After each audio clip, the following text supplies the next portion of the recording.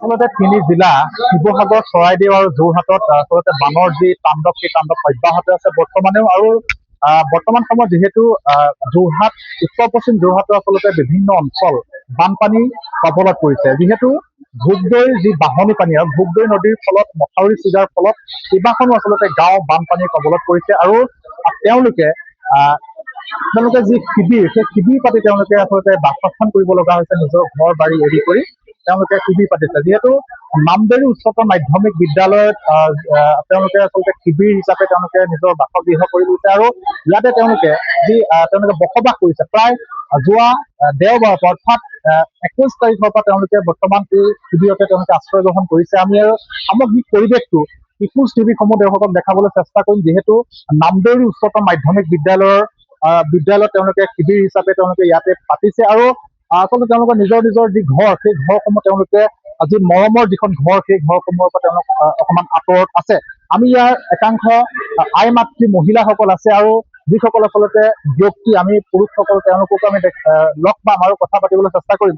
যিহেতু মোৰ ওচৰত কেইগৰাকীমান আই মাতৃ আছে, আমি কিছু কথা পাতিবলৈ চেষ্টা কৰিম। বাইদেউ, কি ক'ব, আপোনালোক কিমান দিনৰ পৰা এই নামদেৰি উচ্চতৰ মাধ্যমিক বিদ্যালয়ত শিবিৰ পাতি আপোনালোক আছে?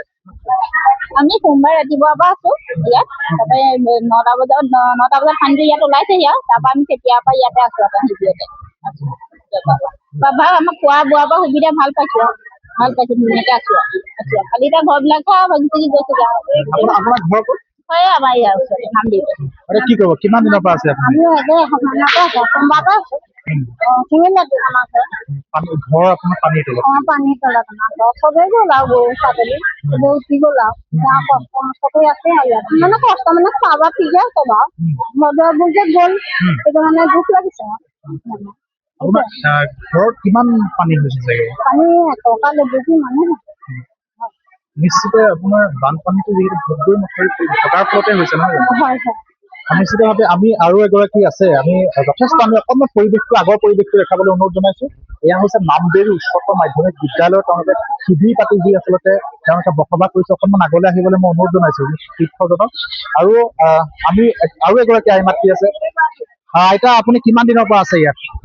দেওবাৰে 8টা বজাত মাথাউৰি ভাগিছে। আমি ইয়াত ৰাতিপুৱা 8টা বজাত ঘৰটো গৈছো। তাৰপৰা ঘৰটো গ'লত আমি 9টা বজাত ইয়ালৈ আহিছো। 9টা বজাত আহি আজিলৈকে ঘৰলৈ যোৱাই নাই। ভঁৰাল ভাগি পৰিলে, গৰু মই মেলি দিছো, ক'ত আছে ক'ব নোৱাৰো। গতিকে যিকেইটা পাইছে আৰু ইয়াতে যেনে তেনে আছো আৰু। খাবলৈ পাইছেনে? সকলো আমি পাইছো, নাই পোৱা বুলি নকওঁ। যেনে তেনে আমাৰ জীৱনবোৰ ৰৈ আছে। এই বালক বালিকাসকল খাবলৈ পাইছে। আমি পানী একেবাৰে ইয়াৰ মুখকে আমি আপোনালোকক খাবলৈ পাইছো। গতিকে আমাৰ নাই পোৱা বুলি আমি কেতিয়াও নকওঁ। এতিয়া ঘৰ দুৱাৰলৈ গ'লেহে আমি গম পাম ঘৰ দুৱাৰ কি অৱস্থা হৈছে। এই নামদেৰি হেৰিয়াত পানী ঘৰ তল নহয় জানো? তল আছে, এতিয়া ওলোৱাই নাই। আৰু এগৰাকী আইতা, কি ক'ব, কেনেকুৱা কি ক'ম? কেতিয়াৰ পৰা আপুনি আছে? আমিও দেওবাৰৰ পৰাই আছে।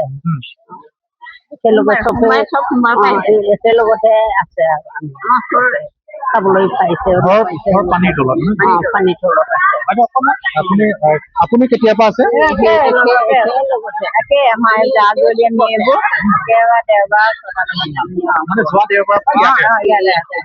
খাবলৈ খাদ্যৰ যোগাৰটো দিছে আৰু নাই নাপায়। ছোৱালী দুজনী দুটা ঘৰত পানী চাং পাতি আছে। বস্তুবোৰ উটি গ'ল, সেইবোৰকে হেৰি কৰি আছে আৰু।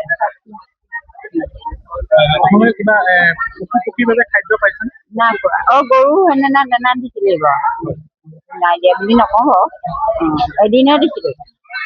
আইতা, আপুনি কেতিয়াৰ পৰা আছে শিবিৰ পাতি? আপুনি আজি কেইদিন হ'ল? আমি কিবাৰ সোমবাৰৰ পৰা ইয়াতে আছে। খাবলৈ কিবা পাইছে? খাবলৈ খাদ্য ইয়াৰ পৰা য'ত দিছে আৰু খাইছে। কোন কোন আছে আপোনাৰ লগত? মোৰ সেই নাতি দুটা বৈ আছে। আপোনাৰ পৰা অকণমান কিছু কথা জানিবলৈ চেষ্টা কৰিম। যিহেতু নামদেৰি উচ্চতৰ মাধ্যমিক বিদ্যালয়ত বানৰ যি তাণ্ডৱ, ভোগদৈ নদীৰ ফলত আচলতে মথাউৰি ছিগাৰ ফলত তেওঁলোকে ইয়াত শিবিৰ পাতি আশ্ৰয় গ্ৰহণ কৰিছে। কি ক'ব, এতিয়া আচলতে এটা দুখৰ বিষয় ক'ব লাগিব, কিয়নো দুখৰ বিষয় যোৰহাটতো হৈছে। হয়, আৰু ইয়াত বহুত বছৰ হোৱা নাছিলে বানপানী। এতিয়া হঠাতে বানপানী আহি গ'ল। আহি যোৱাৰ লগে লগে মানুহখিনি প্ৰস্তুত নাছিলে। প্ৰস্তুত নোহোৱাৰ কাৰণে বৰ এতিয়া আলাই আথানি হ'ল। যে চৰকাৰে ইয়াতে শিবিৰটো পতাৰ ব্যৱস্থা কৰি দিলে। সেইকাৰণে আমি চৰকাৰক ধন্যবাদ জনাইছো।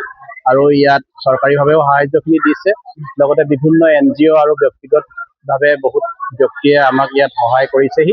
গতিকে আমি সকলোকে ধন্যবাদ জ্ঞাপন কৰিছো। আপুনি ইয়াৰে হয়, মই ইয়াৰে স্থানীয় ব্যক্তি। হয়, আমি ইয়াৰ স্থানীয় ব্যক্তিসকলকো লগ পাইছো আৰু অকণমান যদি আগৰ এটা পৰিৱেশ দেখাওঁ তেতিয়াহ'লে অকণমান আগৰ পৰিৱেশটো মই দেখাবলৈ অনুৰোধ জনাইছো। এয়া হৈছে নামদেউৰী উচ্চতৰ মাধ্যমিক বিদ্যালয়ত আচলতে তেওঁলোকে শিবিৰ পাতি বসবাস কৰিছে। প্ৰায় যোৱা দেওবাৰৰ পৰা তেওঁলোকে ইয়াতেই আচলতে নিজৰ যি আপোন ঘৰখন এৰি আচলতে তেওঁলোকে ইয়াতে বসবাস কৰিছে। এইখনে তেওঁলোকৰ যে এক আপোন ঘৰ, তেওঁলোকে সেই হিচাপে ইয়াতে বৰ্তমান সময়ত আছে। আৰু যিহেতু ভোগদৈৰ যি মথাউৰি, সেই মথাউৰি ভঙাৰ ফলতেই বৰ্তমান সময়তো কিন্তু বানৰ যি পৰিৱেশ কিন্তু অপৰিৱৰ্তিত হৈ আছে। বৰ্তমান সময়তো সম্পূৰ্ণৰূপে আচলতে শুকাই যোৱা নাই। আমি আৰু এগৰাকী আছে আইতাৰ লগত আমি কিছু কথা পাতিলো। এগৰাকী আইতা আছে, কি কৰিব বাইদেউ? আইতা কেতিয়াৰ পৰা আপুনি ইয়াত আছে? আমি সোমবাৰৰ পৰা আছো। কালি বৰদিনাখনৰ পৰা আহিব নাই। কি ক'ব, কিবা খাবলৈ আপোনালোকে খাদ্য পাইছে? পাইছো। ঘৰলৈ পানী সোমাই গোটেই বস্তু উপঙি গ'ল, বেগৰ ভাগি গ'ল।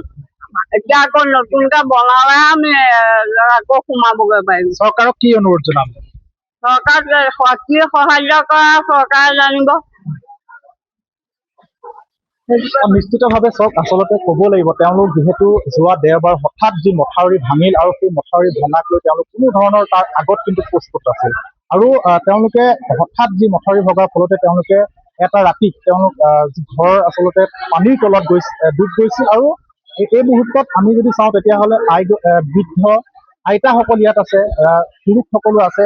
আমি ইয়াৰ পৰিৱেশটো পিপুলছ টিভিসমূহ দৰ্শকক দেখাবলৈ চেষ্টা কৰিম। যিহেতু এইটো হৈছে উত্তৰ পশ্চিম যোৰহাটৰ আচলতে নামদেউৰী অঞ্চল আৰু ইয়াতে তেওঁলোকে বসবাস কৰিছে। আৰু তেওঁলোকে কিছু খাদ্য তেওঁলোকে খাবলৈ পাইছে যদিও কিন্তু নিজৰ যি আপোন ঘৰখন, সেই আপোন ঘৰখন এৰি কিন্তু বৰ্তমান এই শিবিৰতে আশ্ৰয় গ্ৰহণ কৰি থকা পৰিলক্ষিত হৈছে। আমি সামগ্ৰিক পৰিৱেশটো কিছু পৰিমাণে পিপুলছ টিভিসমূহ দৰ্শকক নামদেউৰী উচ্চতৰ মাধ্যমিক বিদ্যালয়ৰ পৰা দেখাবলৈ চেষ্টা কৰিলো।